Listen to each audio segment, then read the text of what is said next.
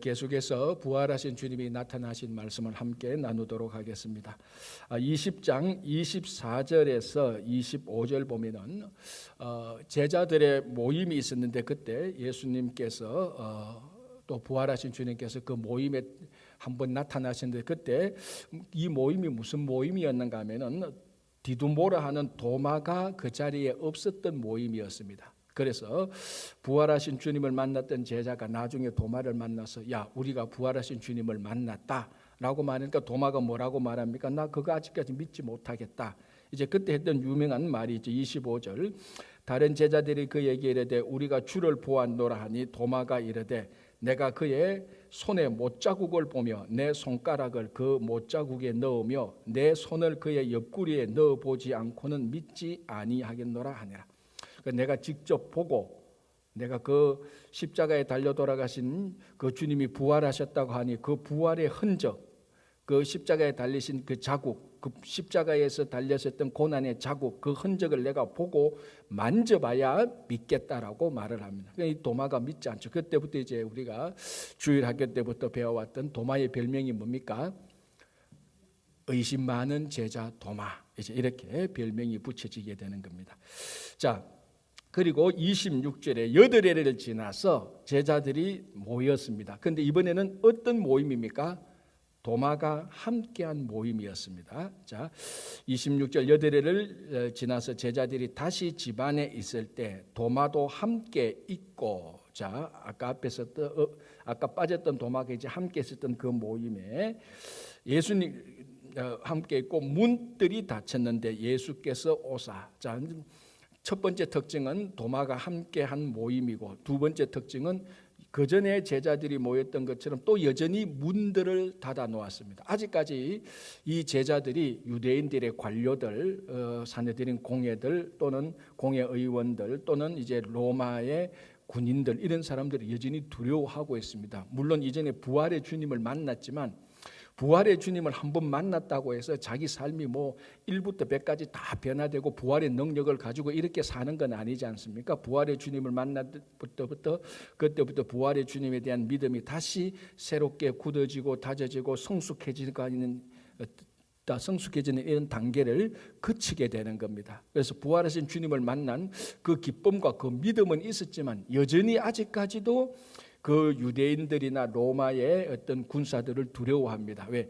자기들이 예수님을 따랐고 예수님이 죽었던 적이 있고 여전히 유대인들이나 그 주변 사람들은 자기들이 예수님과 함께 반역의 무리들, 좀 과감하게 말하면 반역의 무리들이 참여했던 자라고 자기들을 보고 있으니 언제 또 들이닥쳐서 또 체포할지. 그러니까 이런 두려움이 여전히 문들을 닫고 있는 이런 상황입니다. 자, 그리고 똑같이 또 문들을 닫아 놓아도 부활하신 주님은 문들을 뭐 몇 번 닫아 놓아도 그걸 다 통과하시고 들어오십니다. 자, 여기서 이제 부활하신 주님의 육신, 부활하신 주님의 몸. 자, 육신 그러면 우리 이런 육신을 가리키는가? 부활하신 주님의 몸. 부활체라고 말을 할 수 있죠. 이 부활체에 대해서 우리가 약간 이제 알 수 있는 것이 우리가 나중에 부활하게 될 때 우리도 죽었다가 부활하게 되는데 우리도 부활하게 될 때 우리의 이 육신은 어떻게 될까? 그걸 사실은 아는 사람은 아무도 없습니다. 성경에서도 기록하지 않고 과학적으로도 아직 뭐 그런 걸 증명은 택도 없이 못하고 있으니까. 그러나 이제 부활하신 주님의 몸을 보면서 우리가 좀 추측 가능하죠. 이 부활하신 몸은 이렇게 우리 눈에 보이고 만지키기도 하겠지만은 지금 이게 병들고 세포가 노화되고 이런 육신하고는 다른, 그러니까 신비한 몸이죠. 신비한 몸, 부활체로 우리도 나중에 될 것이라는 것을 예수님의 부활체의 모습을 보면서 알 수 있습니다. 왜냐하면 예수님은 부활의 첫 열매잖아요. 예수님께서 부활의 첫 열매니까 두 번째, 세 번째 열매 맺는 부활의 그 부활에 동참하는 두 번째, 세 번째 열매, 우리도 첫 열매처럼 그렇게 될 것이라는 것을 우리가 이 본문을 통해서도 알 수 있습니다. 그러니까 처음에 한국에서도 화장하게 될 때, 사람이 죽고 난 다음에 화장하게 될 때에 이제 유교적인 그런 사상에 푹 빠진 분들은 어떻게 우리 몸을 화장하느냐. 그리고 심지어는 초기 우리 기독교가 들어왔을 때 초기 때 여전히 유교적인 그런 생각을 완전히 빼지 못한 어른들도 그렇게 생각했습니다. 그럼 우리가 죽고 화장하면 우리가 부활할 때 우리 몸은 어디서 나오느냐? 근데 부활할 때 생기는 우리 몸은 죽었을 때 묻었던 그 몸이 근거가 되는 거 아닙니다. 그거는 전혀 상관없습니다. 그거하고 전혀 상관없이 완전히 새로운 부활체로 나타나는 겁니다. 그러니까 혹시나 여러분들께서도 내가 부활할 때 내 몸을 어디서 찾을까 그게 걱정돼서 화장하지 못하시는 분은 걱정 안 하셔도 됩니다. 부활의 능력이 그 정도밖에 안 될 거는 아니잖아요. 그죠?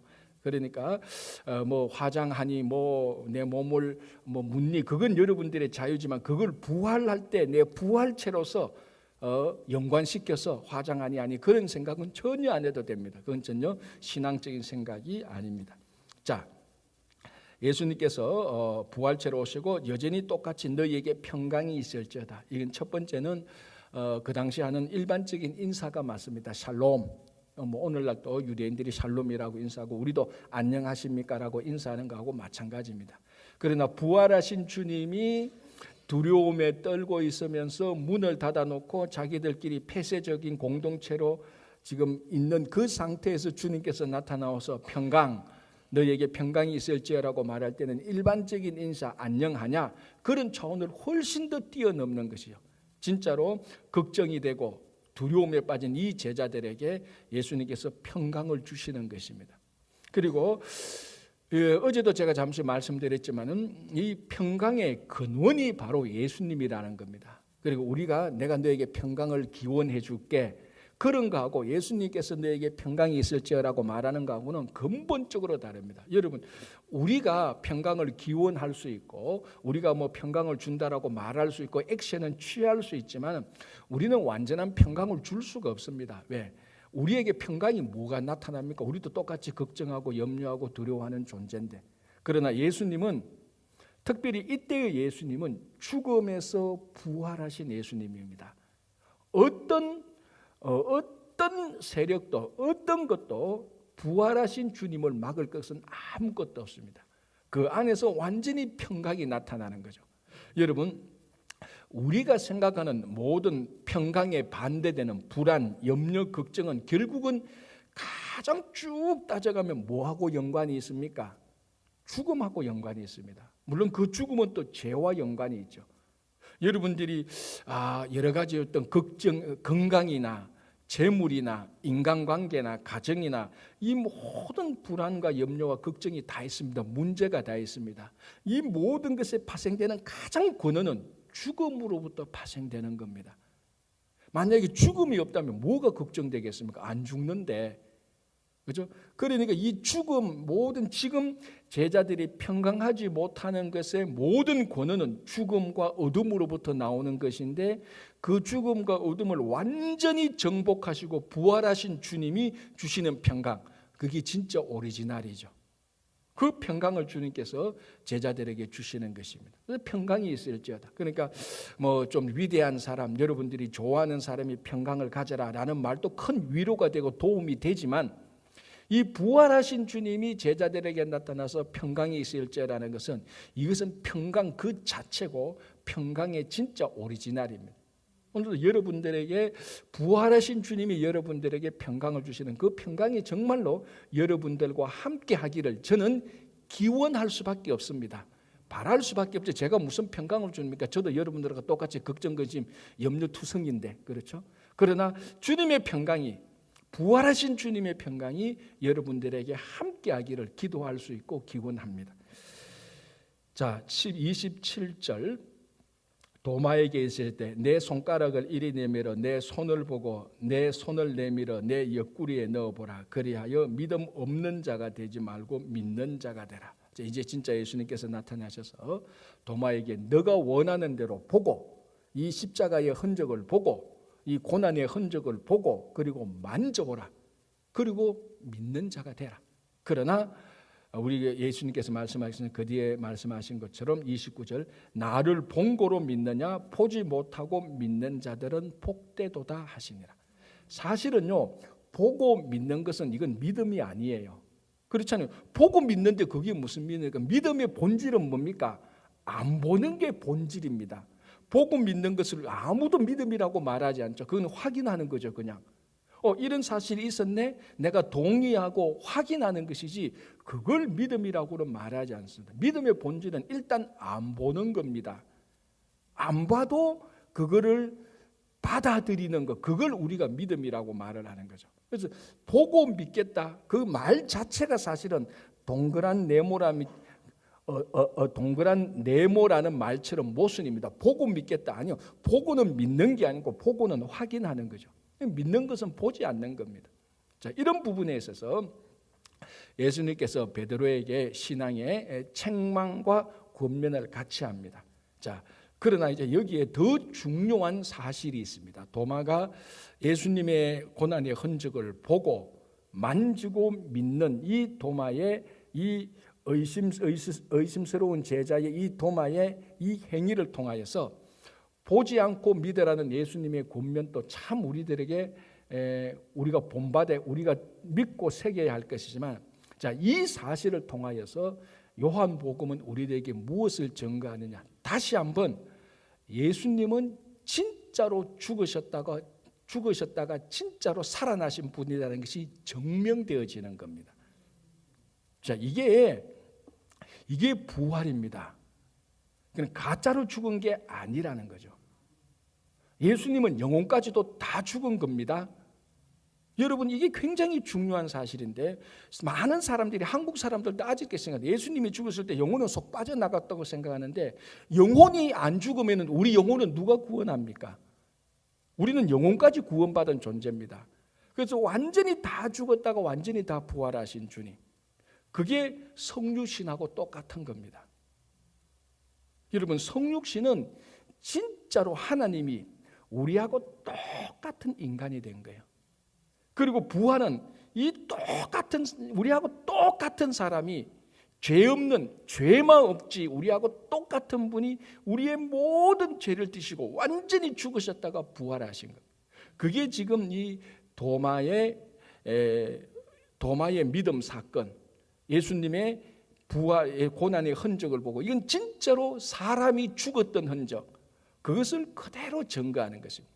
그래서 주님은 완전한 부활하신 주님으로 이 요한복음은 증거하고 있는 것입니다.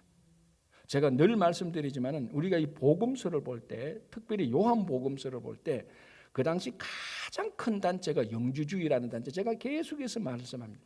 이것이 왜 말하는가 하면 오늘날 한국교회 성도들의 생각 속에도 이런 생각들이 굉장히 많이 들어가 있습니다. 제가 영적이라는 말을 나쁘다는 말도 아니고 저도 설교할 때도 종종 씁니다. 그러나 우리가 영적이라고 말을 할 때 육신을 완전히 빼는 거 아닙니다. 자, 우리가 영적으로 건강한 신앙생활은 육신을 무시하는 겁니까? 우리 몸을 무시하는 겁니까? 그거 절대로 아닙니다. 우리 몸을 하나님께서는 우리 영혼도 창조했지만 똑같이 우리 몸도 창조하신 분이에요. 우리가 영적이라고 말을 할 때 내 몸을 무시하고 이런 것이 아니라 내 몸을 내 영혼하고 똑같이 고귀하게 여기는 겁니다. 그래서 예수님께서는 몸도 영혼도 다 죽으시는 거예요. 왜? 우리 죄가 몸과 영혼에 다 배어 있는 것이지 우리 죄가 몸에만 있고 우리 죄가 몸에만 있고 영혼에는 죄가 없는 겁니까? 아니지 않습니까? 우리는 한 인간 전체가 다 타락하고 부패한 사람입니다. 그래서 이 타락하고 부패한 우리 모두를 예수님께서 완전히 죽으심으로 말미암아 부활하심으로 말미암아 부활의 주님이 되시고 우리 죄를 용서해 주신 것입니다. 그게 이 도마와의 만남에서 그게 증명되어지는 겁니다. 그래서 도마는 진짜로 예수님께서 사람으로서 죽었던 흔적을 확신하게 되는 겁니다. 그걸 지금 이것을 이 도마와의 만남 속에서 예수님은 완전히 하나님께서 이 땅에 오셨을 때 사람이 되셨고, 완전히 사람이 되신 예수님께서, 죄 없는 예수님께서 우리 죄를 대신 지시고 완전히 죽으셨다가 부활하신 분. 그래서 우리는 예수님의 부활하신 주님으로 말미암아 우리 죄 용서함을 받게 되는 것을 확인할 수 있는 것. 자, 이제 또 28절 보겠습니다. 도마가 대답하여 이르되 나의 주님이시요 나의 하나님이시라. 자, 요한복음에서 가장 위대한 신앙 고백을 한 사람은 베드로가 아닙니다. 바로 이 도마입니다. 보십시오. 나의 주님이시요 나의 하나님이라고 말합니다. 누구 보고 말하는 겁니까?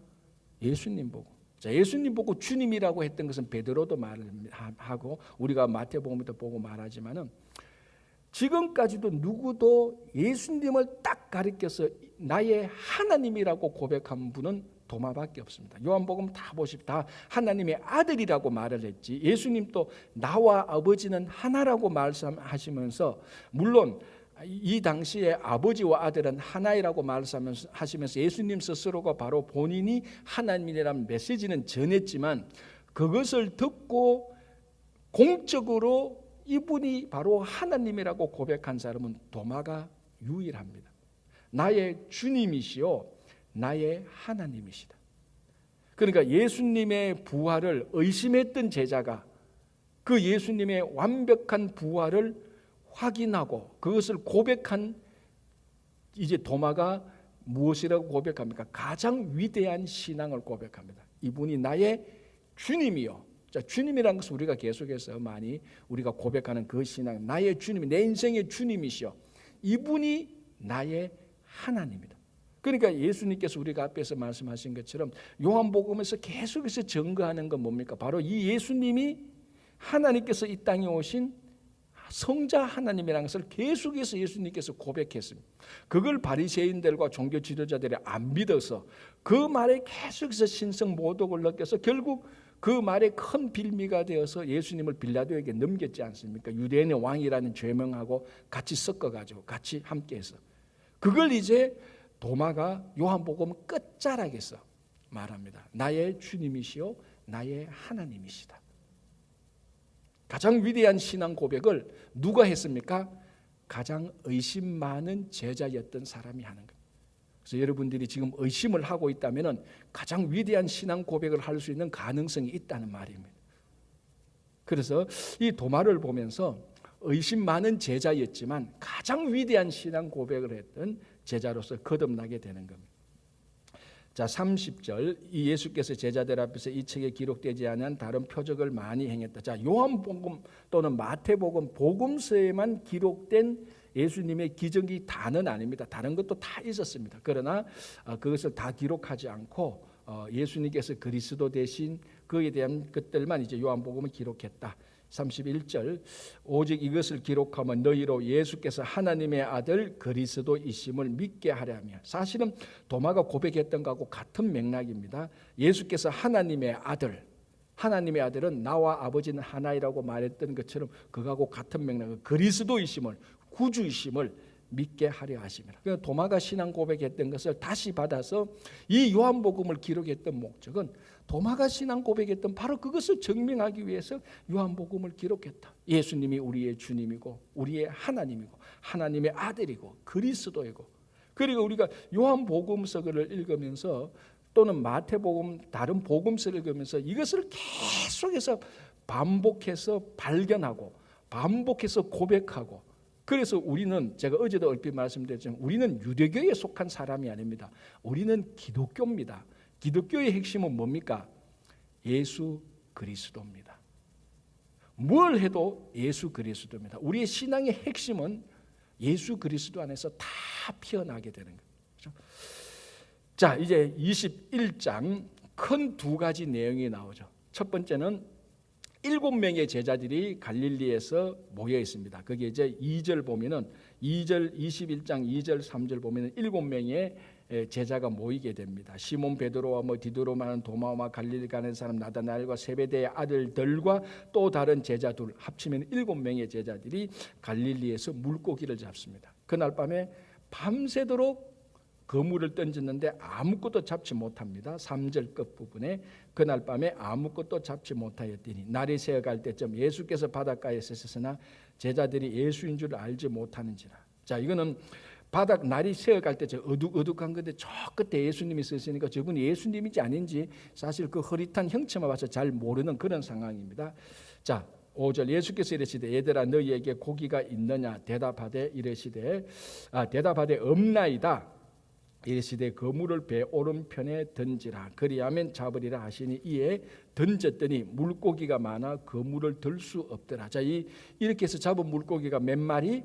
153마리. 굉장히 요한은 그 자리에 있었던 요한은 굉장히 그게 인상적이었을 겁니다.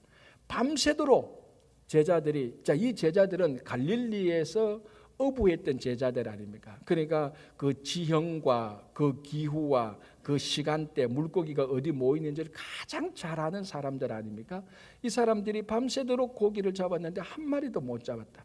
그때 부활하신 예수님께서 나타나셔서 희한하게 오른편에 던지라 그랬는데 이 제자들이 무슨 마음인지 모르겠지만 다 그 말에 순종해서 오른편에 그물을 던졌는데 이 그물에 마치 갈릴리에 있는 고기들이 그 오른편에 모여 있는 것처럼 고기를 잡았는데 이 그물을 들 수 없을 만큼 찢어질 만큼 고기를 많이 잡았다. 나중에 우리가 헤아려 보니까 153마리였다. 그런데 이 153마리의 뭐 영적 의미를 발견하고 그런 것은 우리가 좀 억지로 해석하는 거니까 그런 게 특별한 의미를 두지 않는 것이 좋습니다.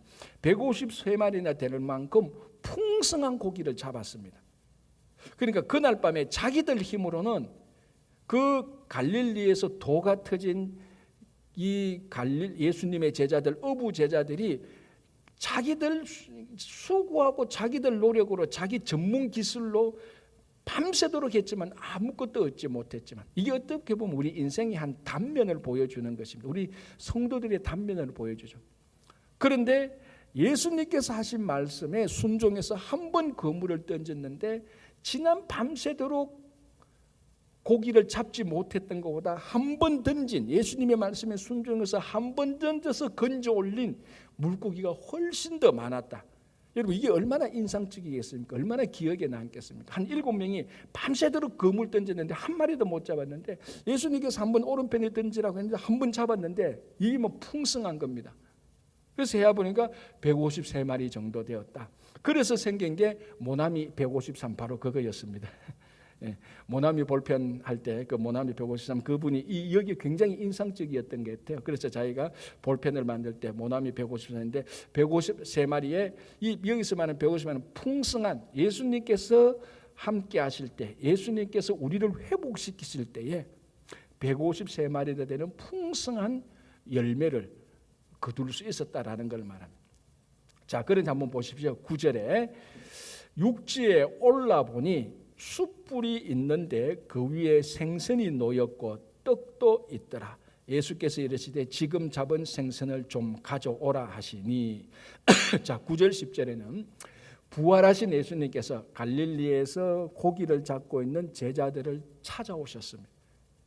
찾아오신 예수님께서 그들과 함께 식탁 공동체를 만들기 위해서 미리 다 준비해 놓으셨습니다. 그래서 9절에 보니까 올라와 보니 숯불도 준비해 놓고 갈릴리 그 동터쯤 되는 아직까지 날씨가 찹거든요. 숯불을 준비해 놓고 그 위에 생선을 얹고 떡도 있다. 그런데 마침 너희들 또 생선이 좀 많이 잡았으니 그것도 좀 가져와서 같이 구워 먹자. 자, 이거는 예수님께서 제자들을 찾아오시고 그리고 제자들을 회복시키는 부활의 주님을 중심으로 다시 흩어졌던 제자들, 부활을 믿지 못했던 제자들, 부활의 능력이 전혀 없던 제자들, 그 제자들을 예수님께서 찾아오셔서 그 제자들의 공동체를 회복시키고 있습니다. 여러분 우리가 그리고 유대인들의 그 삶의 특징들 그리고 예수님의 삶들 보면은 항상 이 성경에서 한 어떤 공동체 너와 나 두 사람 세 사람이 서로 공동체를 형성하는 가장 기본이 뭔 줄 압니까? 그게 같이 밥 먹는 거예요.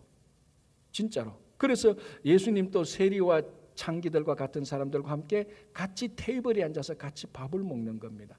자, 이 밥을 먹는 것이 음식을 탐하거나 뭐 미식가여서 밥을 먹고 그게 아니고 이 밥 먹는 것 자체가 중요한 거. 이 음식을 가지고 같은 테이블에 둘러 앉아서 같은 음식을 먹는 겁니다. 같은 음식을 먹는다는 것은 같은 음식물의 그 내용물이 영양분이 우리 몸 안에 똑같이 들어오는 겁니다.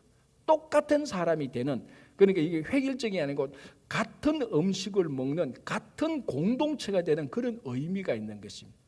그래서 식탁 공동체는 굉장히 중요한 거죠. 거기에 뭐 고기가 있니 없니, 진수성찬이 있니 없니, 메뉴가 중요한 게 아닙니다. 함께 모여서 뭘 먹더라도 함께 모여서 식탁에 먹는 그것이 회복의 첫 출발점이고 공동체의 첫 출발입니다. 그래서 예수님께서 7명의 제자들이 모인 곳에 가서 그 7명을 다 불러서 예수님께서 다 세팅해 놓잖아요. 숯불도 구워 놓고 생선도 구워 놓고 그리고 뭡니까? 떡도 구워 놓고 그리고 좀 모자를 끄니까 고기를 많이 잡도록 하시고 그것도 좀 가져오라. 그리고 이 제자들과 함께 와서 자 12절 보시기 바랍니다. 예수께서 이르시되 와서 조반을 먹어라. 별 아닌 말 같죠? 엄청난 회복의 말입니다. 와서 초청하지 않습니까? 예수님께서 먼저 찾아오셔서 모든 것을 다 세팅해 놓고 와서라고 말합니다. 너희들 오라 초청하는 겁니다. 늘 예수님께서는 우리를 회복하기 위해서 늘 우리를 찾아오셔서 늘 초청해 주십니다. 매주일마다 예배 공동체를 만들어서 초청해 주시고 그리고 성도끼리 먹는 성도들끼리 함께 만나는 소그룹을 만들어 주시고 그리고 와서 조반을 먹으라. 우리가 다 같이 같은 음식을 먹자. 우리는 다 같은 하나가 되는 공동체가 아니냐라는 의미가 있는. 나는 이거 먹고 너는 저거 먹고 나는 이 테이블에 저거 먹고 너는 저 테이블에 저거 먹고 그게 아니고 한 테이블에 둘러앉아서 같은 것을 먹자. 우리는 하나 되는 공동체가 아니냐. 그래서 와서 조반을 먹어라. 이게 공동체가 회복되는 초청 문구입니다.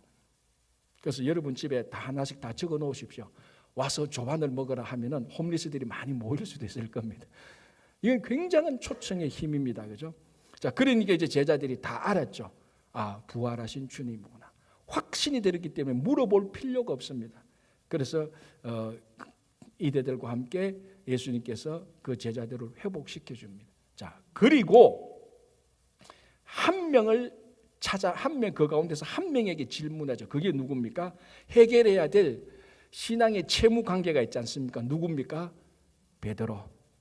자기가 나는 죽을지언정 주님을 부인하지 않겠다고 큰 소리 쳤던 그거는 열정이 아니고 경솔함이었던 나는 내가 왜 어떻게 주님을 했던 그 경솔함이었던 그래서 자기 경솔함으로 인하여서 닭이 울기까지 3번 부인했던 그 신앙의 트라우마 그 상처가 있는 이것이 극복되지 않으면 베드로는 주님의 일을 감당하지 못합니다. 자기가 예수님을 정면으로 3번 부인했고 다른 복음서 보면 마지막에는 예수님을 저주까지 하는 겁니다. 자기 스승을 저주했던 이 제자가 그것이 회복되지 않고 어떻게 스승의 일을 할 수 있겠습니까? 예수님을 저주했던 사람이 그것이 회복되지 않고 어떻게 예수님 일을 감당할 수 있겠습니까? 근데 이거를 예수님께서 먼저 풀어줍니다. 자, 15절. 그들이 조반 먹은 후에 예수께서 시몬 베드로에게 이르시되 자, 원래는 어떻게 해야 됩니까? 베드로가 먼저 찾아와야죠. 그렇지 않습니까? 그게 우리 예의 아닙니까? 베드로 자기가 고함치고 자기가 막 이렇게 하다가 자기가 3번 부인하고 세상을 얼마나 창피스럽습니까? 그래서 이제 나타났을 때 베드로가 먼저 와서 주님 할 말이 있는데요. 뭐냐? 주님 내가 예수님 뭐 고개 숙이고 좀 찝쩍찝쩍하면서 그 눈은 직접 못 보고 예수님 3번 부인인데 어떻게 예수님 괜찮겠습니까? 베드로가 먼저 와야 되는 거예요. 베드로 안 오잖아요. 예수님이 먼저 오잖아요. 15절 그들이 조반 먹은 후에 예수께서 시몬 베드로에게 이르시되 사실은 베드로가 식사하기 전에 먼저 와야죠. 자기 마음속에 그게 큰 갈림돌 아닙니까? 가만히 보면요, 여기 좀 우리 한국 사람 정서하고 비슷해요. 한국 사람도 쓸데없는 자존심 가지고요, 자기가 잘못했는데 자기가 먼저 말을 해야 되는데 한마디 말 안 하고 있는 거예요. 쓸데없는. 그게 신앙의 성숙을 다 막는 가시떨기와 같은 겁니다.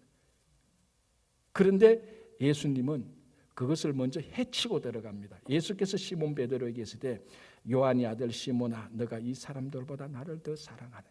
예수님께서 풀어주기 시작하는 겁니다. 너가 나를 배반했지만 너 나 사랑하잖아. 너가 연약해서 그런 것이 너 사랑하는 마음 내가 알아. 그걸 컨펌해주고 그러면 3번이나 컨펌해줘서 예수님께서 베드로를 다시 회복시킵니다. 자, 앞에서는 제자들의 공동체를 회복시키시고 부활하신 주님이 이제는 개인을 회복시킵니다. 지금 가장 회복돼야 될 사람이 바로 베드로 아닙니까? 예수님을 부인했던 그 베드로를 예수님께서 먼저 말을 꺼내시고 먼저 불러가지고 얘기를 해서 3번이나 사랑하는 것을 컨펌하시고, 자 18절 보시기 바랍니다. 그리고 예수님께서 사명을 주지 않습니까? 그게 뭡니까? 주님의 양을 먹여라, 치라.